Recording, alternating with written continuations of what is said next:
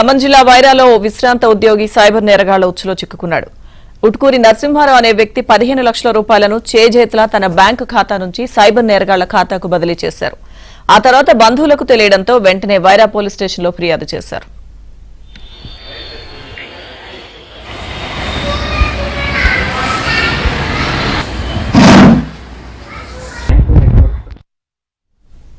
వైరాలో నివాసముంటున్న ఊట్కూరి నరసింహారావుకు శుక్రవారం మధ్యాహ్నం WhatsApp phone call వచ్చింది.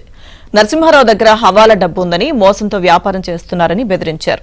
సుప్రీంకోర్టు నుంచి సమన్లు వచ్చాయని, అరెస్టు చేయాల్సి ఉంటుందన్నారు. ఇక అరెస్టు చేయకుండా ఉండాలంటే 15 లక్షల రూపాయలను సుప్రీంకోర్టు ఆడిట్ విభాగానికి జమ చేయాలని భయపెట్టారు. ఈ విషయాన్ని ఎవరికైనా చెప్తే వెంటనే అరెస్టు చేస్తామన్నారు. దీంతో నరసింహారావు భయపడి 15 లక్షల రూపాయలు ట్రాన్స్ఫర్ చేశారు. ఫోన్ కాల్ వచ్చింది.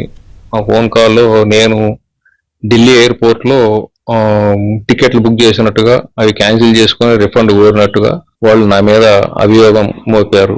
నేను చేయలేదు అవి అని నేను చెప్తే వాళ్ళు డైరెక్ట్ గా సిబిఐకి కాల్ ట్రాన్స్ఫర్ చేసినట్టు చేశారు. అన్ని వివరాలు అడిగాడు. బ్యాంక్ అకౌంట్ పర్సన్ కి ఈ విషయం చెప్పొద్దు అని, నాకు అరెస్ట్ వారెంట్ ఉన్నట్టు, అవన్నీ ఫేక్ నన్ను సృష్టించి నన్ను గందరగోళం చేశాడు. నా పలానా అకౌంట్ ఇస్తా దానికి కొట్టని డబ్బులు కొట్టి 15 లక్షల రూపాయలు.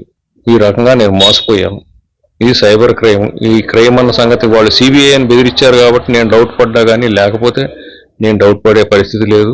మీ అకౌంట్ లో ఇంత ఫ్రాడ్ జరిగింది, మీకు అరెస్ట్ వారెంట్ వస్తుంది, మేము సిబిఐ క్రైమ్ నుంచి వస్తున్నాము అని చెప్పి భయపెడుతున్నారు, పెట్టారు.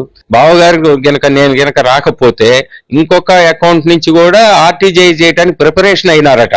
అప్పుడు వాళ్ళు పెట్టిన ట్రాప్ కి కూడా ఫోన్ ని తీసేయద్దు, బ్యాంక్ లో పోయినాడు అనుకోండి నీకు ఇబ్బంది అయితే, ఎవరితో మాట్లాడుతావు మాకు తెలియాలని ఆన్ లో పెట్టించారట వాళ్ళు క్రిమినల్స్. సో అట్లనే బావగారు భయపడుతూ మళ్ళా ఆర్టీజీఐ చేయడానికి వస్తే, వద్దు బావగారు ఎమ్మటే పోదాం పడిన 1930కి ఫోన్ చేసి దాని మొత్తం కేసు మొత్తాన్ని రిజిస్టర్ చేశాడు. అక్కడ రిజిస్టర్ అయినట్టు కూడా వచ్చింది. వాళ్ళు మాకు రిపోర్ట్ ఇస్తాం, మీకు 2 గంటల్లో మీకే మెసేజ్ వస్తుంది.